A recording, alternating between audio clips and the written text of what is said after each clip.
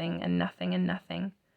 Our nothing who art in nothing, nothing be thy name, thy kingdom nothing, thy will be nothing, in nothing as it is in nothing. It's just hollowed out.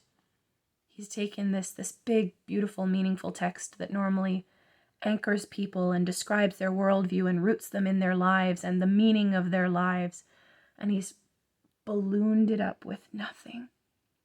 It's this typical high modern disillusionment, this sense of, after everything the world has been through, how could there possibly be God or meaning, right? There is only nothing, and we have to learn how to live with it.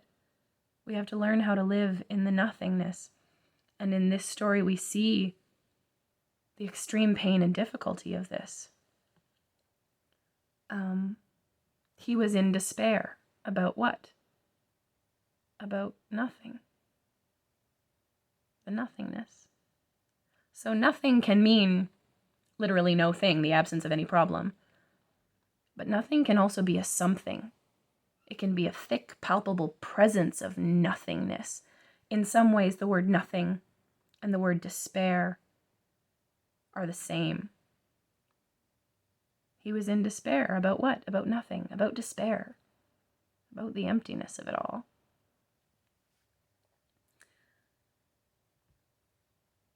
There is so much more that I want to say about this theme of despair, partly because I think it is deeply relatable and very important, but it can also be insidious and a bit contagious. And this is one of those pieces that can really mess you up if you read it at a vulnerable time. So I do want to emphasize to those of you watching, please, please, please, please, please, if this story messed you up, you're not weird or weak or anything. This is one of those stories that really will mess you up. But if it messed you up and you're struggling, please do talk to someone, talk to me, talk to whoever. I've spent a lot of time thinking about these themes and wrestling with angels and with my friends through long, dark hours over these themes. Don't wrestle them alone.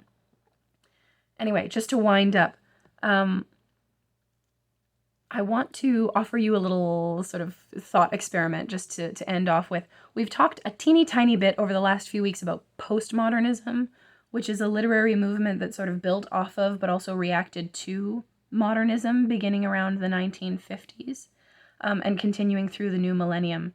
For all intents and purposes, I would say that we are still in, but probably at the tail end of what will ultimately be framed as the postmodern literary period.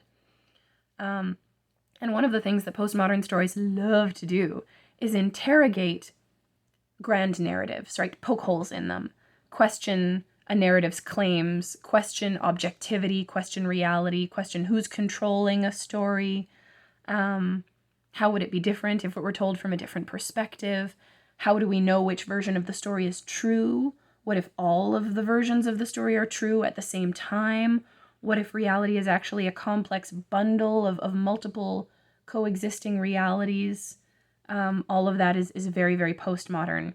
You might think of films you've seen like Looper or Life Itself or Third Person, Cloud Atlas, Interstellar. All have a really strong flavor of those postmodern themes. Here in the context of this story, I would like to suggest that there's a really interesting interpretive possibility, but it is a very postmodern take on what was ultimately a high modern story. What if there is actually only one person in this story, a clean, well-lighted place?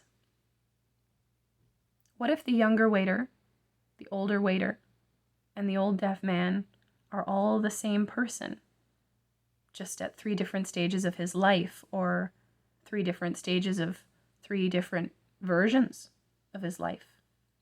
And they've all met together in the cafe on this one night, but they don't recognize each other. Maybe they've actually all met here on 3 separate nights, that correspond with the 3 different parallel lives. Anyway, what about that? If you read through the story again and try that on for size, what happens in your mind? Just food for thought, another way to engage with some of what's being said, I think, about the characters and their relationships in this story. Thank you for listening. Keep your eyes peeled for the next video on William Faulkner's The Bear.